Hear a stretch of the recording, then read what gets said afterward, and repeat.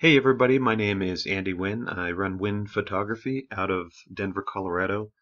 I'm a portrait photographer. I also do skills training in Photoshop, Lightroom, um, lighting, shooting, I mean, you name it.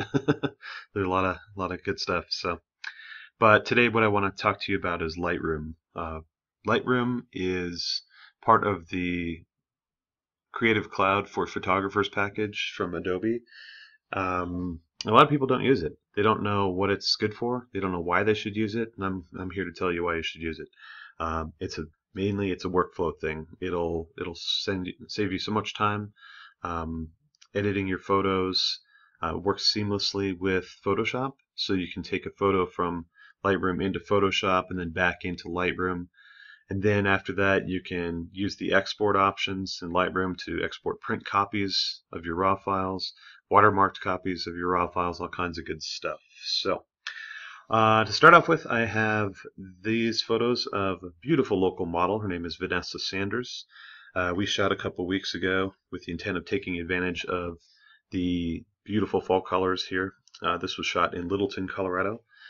So yeah, basically my workflow is I take my files from my SD card to my hard drive in a folder. Then from those folders, I take that folder straight into Lightroom. Now Lightroom is going to keep track of everything that I do to these photos.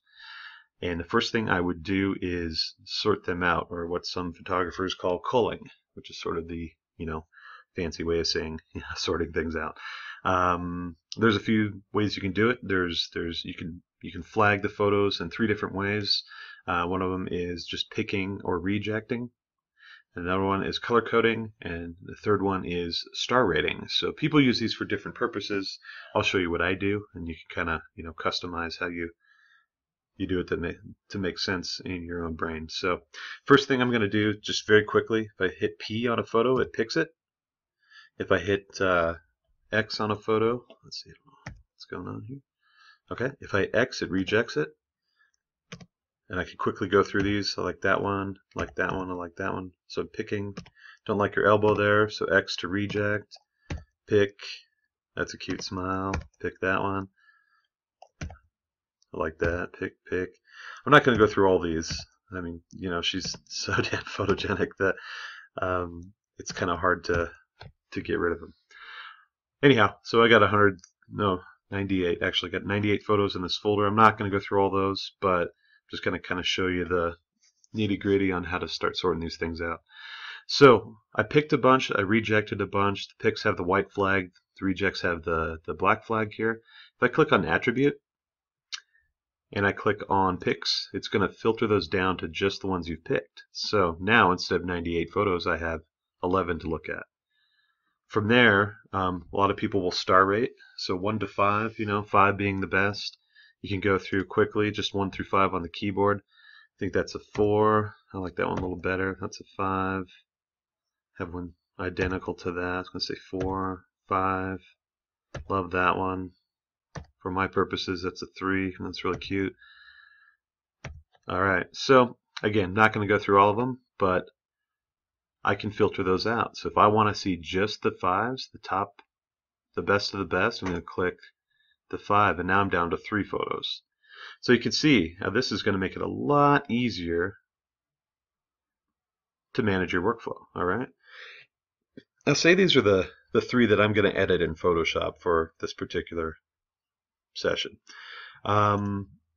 These were all shot with the same settings, same light conditions. So the cool thing about that is if I make an adjustment to one of these photos, I'm going to quickly be able to copy and paste those edits to the others. So we go to the develop module over here. This is just like the Adobe Camera Raw engine that you'll sometimes see in Photoshop if you pull a raw file straight into Photoshop. It's the exact same engine, exact same options, just a little easier layout. So I go down, maybe I want it a little more contrasty, maybe I feel a little moody today. I want to drop the blacks down to increase that contrast a bit more.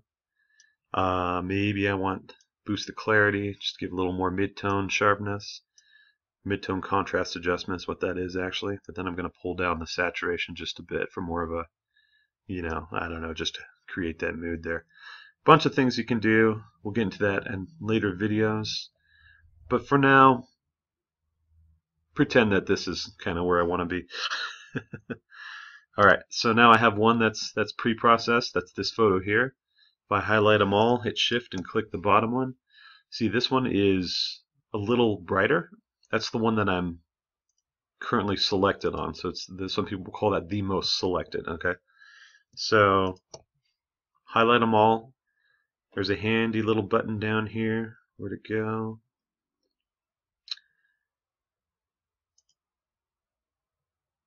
And of course, when you're doing a video, everything seems to change. I'm going to click Sync Settings here. And now what this will allow me to do is take all those adjustments I made immediately over to the other photos. So pretty cool. What I would do, the one that I know I'm going to edit in Photoshop, I always mark as yellow. So if I come back to it later, be like, okay, that's the one I was going to edit in Photoshop. So I can come back the next day, and there it is. Now, right-click, edit in Photoshop. I'm going to quickly take this into Photoshop and show you how seamlessly it integrates with Lightroom.